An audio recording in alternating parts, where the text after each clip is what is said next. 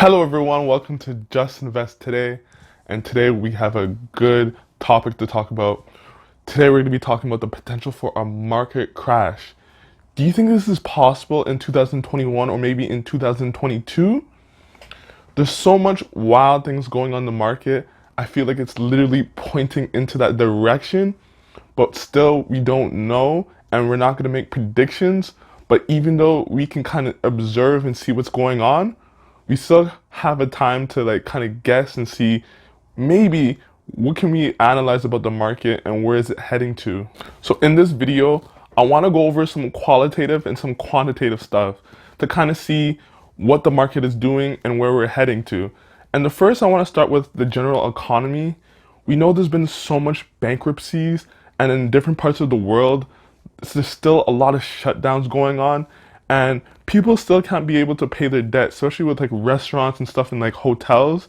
And you see a lot of that in the market right now. And you guys got to realize that the stock market has to follow the general economy sometime. Even if it's not now, it has to follow sometime.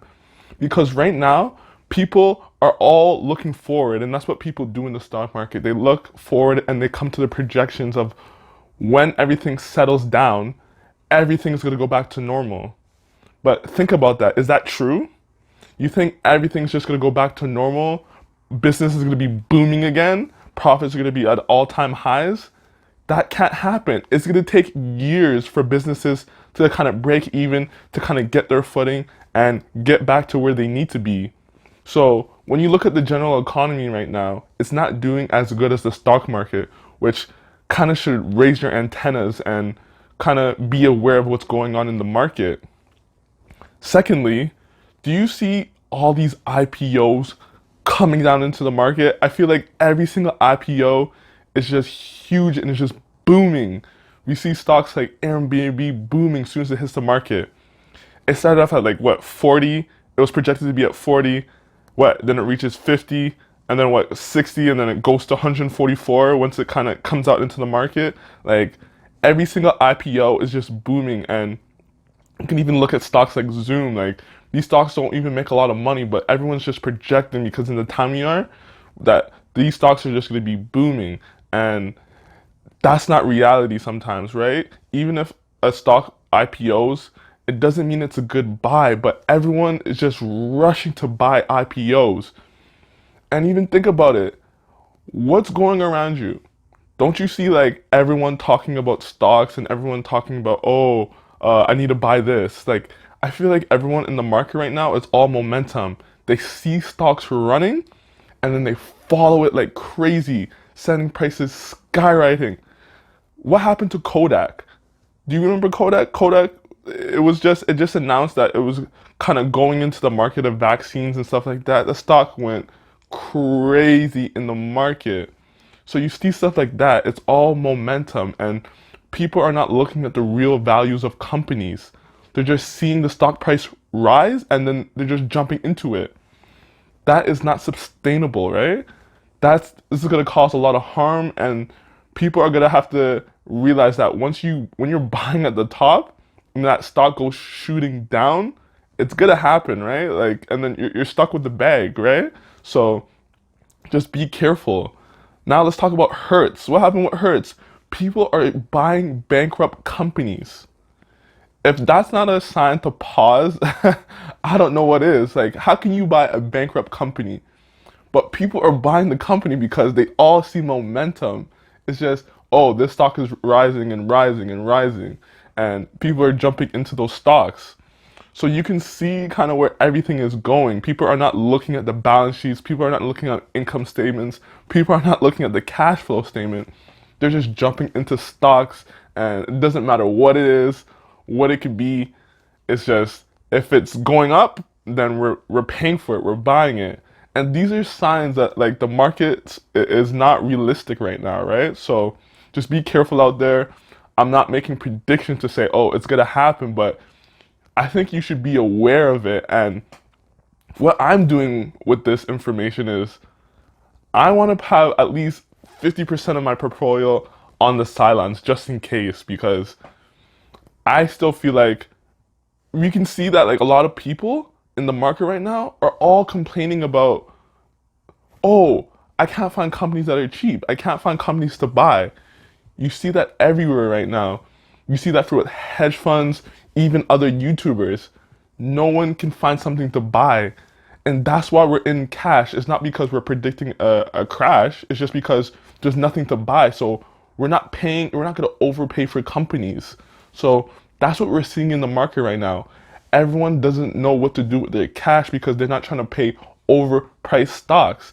And that's another telltale sign that the market is overvalued. When hedge funds are coming out, everyone's coming out saying, "Oh, I can't find money to where to put my money for stocks," and everyone's talking about that, right?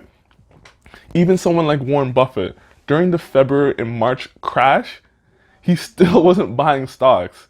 He still said stocks are overvalued. Can you believe that? Even with that huge crash in February and March, the best investor was saying stocks are still overvalued. That's a telltale sign. And Warren Buffett, we listen to him, right? He still has $130 billion in cash, just sitting on the sideline, waiting for an opportunity to buy. You think he's just hoarding the money because he likes it there? No, he's an investor. He's looking for these best opportunities. Do you remember when Tesla and Apple did a stock split? What happened? People were just buying into the stocks just because it did a stock split. Nothing else happened with the company. It didn't generate more revenue. It didn't generate more income.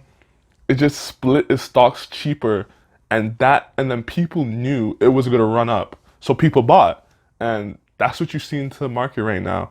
Everyone's just buying, buying, buying, right?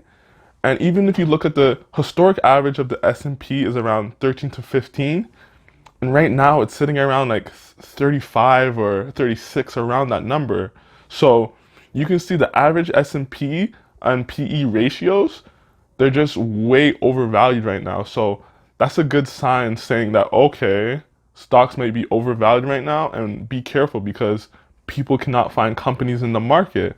And that should give you a sign that your antennas are up. You're watching what's happening out in the market, what's happening out in the economy, and you see job losses, and you got to be aware of that because we know eventually something has to happen because stocks can't just go up forever. Like, that's not possible, right? We all know why this is all happening, right? We know what the government is doing. The government is printing a lot of money, it's doing a lot of quantitative easing, putting money into the market. So this is all driving prices up, and it's giving a lot of investors a lot of confidence, right? So while the government's doing that, it's also lowering interest rates. When you have lower interest rates, people don't want to just hold money because there's nothing to do with it. You're trying to make money. So if you have it in the bank or you have it in some kind of asset, like, or bonds, like, why would you have it in bonds when it's not getting any money? All the interest rates are low, right? So people are forced to almost put your money into stocks because that's where all the money is. And this is driving up prices in the stock market. So we actually have to look at that too and kind of analyze that and see what's kind of going on and get the scope of the field. Just like how people can't find stocks now, this all happened in the past. Remember in the 1960s when Warren Buffett said that he couldn't find any stocks? He actually got rid of Berkshire and gave money back to all of his investors because he couldn't find anything. And guess what happened? In the 1970s, the market crashed and he couldn't lay his hands off stocks. He was buying everything. Remember what happened during the tech bubble, the 1990s? What happened during that era? Stocks like pets.com were going crazy. All the internet stocks were going up like mad. It didn't matter what would happen. It kind of sounds like the EVs right now. Everything's just going up no matter what happens, no matter what product hits the market. So we got to think about that. Even during that time, Buffett sold stocks early because he couldn't find everything. Everything was overvalued. And guess what happened? That popped. Everything went shooting down. So remember, history repeats itself. So this can be a time where you can kind of look back and see this stuff happening and again. And this rise of stocks and overvalued stocks can't go on forever. There has to be a point where it shuts down. So what am I doing with all this information?